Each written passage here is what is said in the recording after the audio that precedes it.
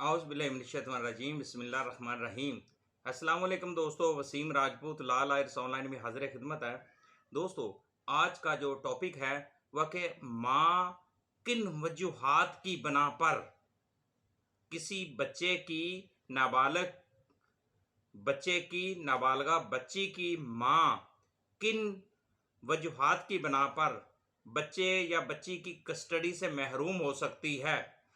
वो कौन से हालात वाक़यात हैं, कौन सी वजूहात हैं, इस और अदालत आलिया की जजमेंट्स हैं, उनके हवाला जात से हम बहस करेंगे, डिस्कशन करेंगे। और मेरे भाई का सवाल था तो सोचा उनको इसको एक लेक्चर की सूरत दे दी जाए। इस तरह के बेतहाशा दोस्त इस तरह की प्रॉब्लम्स में उनको मालूमात का नहीं पता होता, इंफॉर्मेशन का नहीं पता होता। लेक्चर को शुरू करने से पहले रिक्वेस्ट करूंगा कि चैनल को सब्सक्राइब कर लें, बेल आइकन को क्लिक कर लें। जैसे इधर से वीडियो अपलोड हो आप इस कानूनी रहनुमाई से मुस्तफीद हो सकेंगे। लेक्चर की तरफ आते हैं। माँ अगर मियाँ बीवी में इख्तलाफ हो जाता है, अलहदगी हो जाती है, तलाक हो जाती है, डिवोर्स हो जाती है, तो उस सूरत में अगर उनका बेटा है या बेटी है, नाबालिग है, तो किस हालातों वाक़यात में वो माँ अपनी उस बच्ची, कानूनी तौर पर नाबालिग जो बच्चा होता है उसकी कस्टडी का हक जो होता है वो माँ का होता है, वो माँ के पास होती है। अगर बेटा है माँ के पास होगा, बेटी है माँ के पास होगी। अगर कुछ ऐसी हालात भी हैं जिनमें वो उसकी जो कस्टडी से माँ, अगर मियाँ बीवी की अलहदगी हो जाती है, डिवोर्स हो जाती है, उस सूरत में दर्जा झैल मैं बताना चाहता हूँ। नंबर 1 कि दूसरी शादी करने की सूरत में जो कस्टडी होगी वो बाप को मिलेगी। नंबर 2, अगर इसका घर शहर से, माँ का घर शहर से इतनी दूर हो जहाँ पर बुनियादी सहूलियात ना हो, ज़रूरियात ज़िंदगी ना हो, तो वहाँ पर भी वो बच्चे या बच्ची की कस्टडी बाप को मिल सकती है। अगर अगर माँ बच्चे की ठीक तरीके से देखभाल नहीं कर रही, केयरिंग नहीं कर रही और वेलफेयर ऑफ द माइनर अच्छी नहीं है, तो उस सूरत में भी वो कस्टडी बाप को मिल सकती है। इसके लिए बाप को चाहिए कि वो साबित करना, बाप का काम है इस चीज़ को साबित करना। PLD 2010 Lahore high court 206 page है इसका। एक और जजमेंट है दोस्तों। 8 साल की बच्ची की माँ दूसरी शादी कर लेती है और इसका जो खामद होगा उस बच्ची के लिए नामहरम होगा, अजनबी होगा, लिहाजा उसकी कस्टडी जो होगी वो बाप को दे दी जाएगी। मजीद इसमें डिस्कशन करना चाहता हूँ कि लाहौर हाई कोर्ट ने अपने फैसला में करार दिया कि बाप से ज़्यादा बेटी की बेहतरीन परवरिश कोई नहीं कर सकता। अगर माँ दूसरी शादी कर लेती है तो बेटी की कस्टडी बाप को के हवाले कर दी जाएगी। यह 2018 CLSC 767 पेज है इस जजमेंट का। लाहौर हाई कोर्ट की बड़ी खूबसूरत जजमेंट है। इसमें दोस्तों एक और जजमेंट है कि यानी कि पहले माँ बच्चों को खुद अपने हस्बैंड के पास फेंक के चली गई, छोड़ के चली गई, और बच्चों को लेने के लिए शौहर के खिलाफ फिर कुछ दिनों बाद, कुछ महीनों बाद वो क्या करती है कि वो दोबारा हेबियस कर देती है बच्चों की कस्टडी के लिए। एडिशनल सेशन जज साहब के पास 491 CRPC की रिट कर देती है, हेबियस कॉर्पस पिटीशन फाइल कर देती है, मगर साबित होने पर अदालत ने पिटीशन खारिज कर दी और बच्चे बाप के पास ही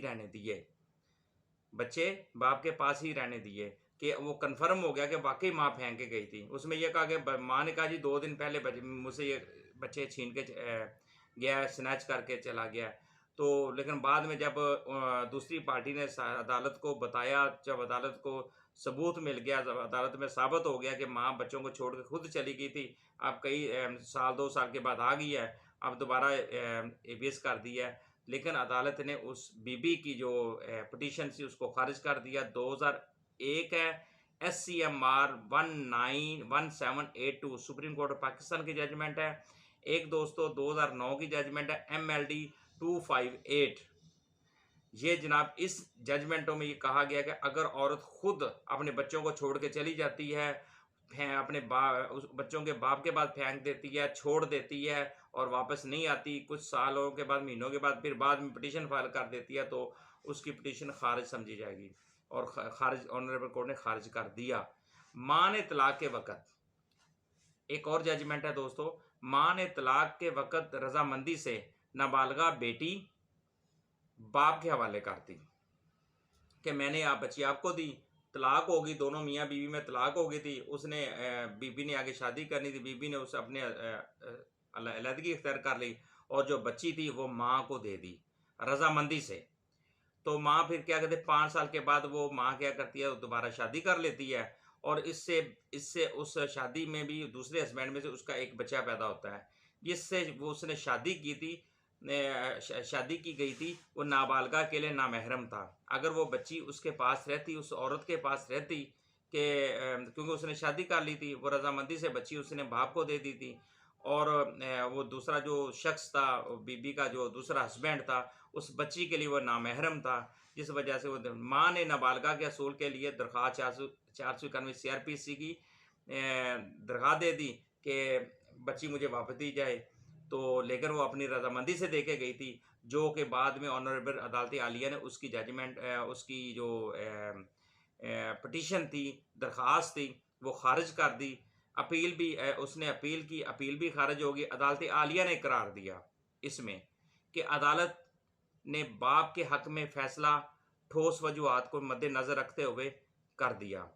जब पता चला बीबी ने ये सारी सिचुएशन जो मैंने अभी अर्ज किया कि ये अदालत को जब पता चला, तो अदालत ने बाप के हक में फैसला किया, उसकी अपील खारिज कर दी, उसकी दरख्वास्त खारिज कर दी, जिसमें मुदाखलत की हरगिज गुंजाइश नहीं रही। 1991 1981 SCMR 200 ये सुप्रीम कोर्ट ऑफ पाकिस्तान की जजमेंट है। तो welfare of the minors will prevails for custody of minor. तो इसलिए माँ जो है, वो जो औरत है, जो माँ है बच्चे की, इन जो मैंने अर्ज की वजूहात की बना पर बच्चे की कस्टडी से वो महरूम हो जाएगी। बच्चे और माँ बच्चों की कस्टडी से महरूम हो सकती है अगर ये वाली वजूहात जो मैंने आपको बताई हैं, अगर ये साबित हो जाए तो ये ऑनरेबल कोर्ट की, सुप्रीम कोर्ट पाकिस्तान की जजमेंट्स हैं, लाहौर हाई कोर्ट की भी जजमेंट्स हैं जो मैंने हवाला इनमें दिए, और ये वो हैं जिनसे वो माँ जो होती है अपने नाबालिग बच्चों से महरूम हो सकती है। मुझे अपनी दुआ में याद रखिएगा दोस्तों, जहाँ रहें सलामत रहें। तो इस लेक्चर को प्लीज़ आगे शेयर भी करें, इस वीडियो को आगे शेयर करें, ताकि बेतहाशा लोग, इस तरह के जो बाप हैं जिनके साथ इस तरह की प्रॉब्लम चल रही हैं, जिनके बच्चे उनसे छीन लिए गए हैं, और इस तरह की भी सिचुएशन है। मेरे पास पिछले दिनों एक केस आया था, उसमें बीबी खुद दुबई में रहती थी।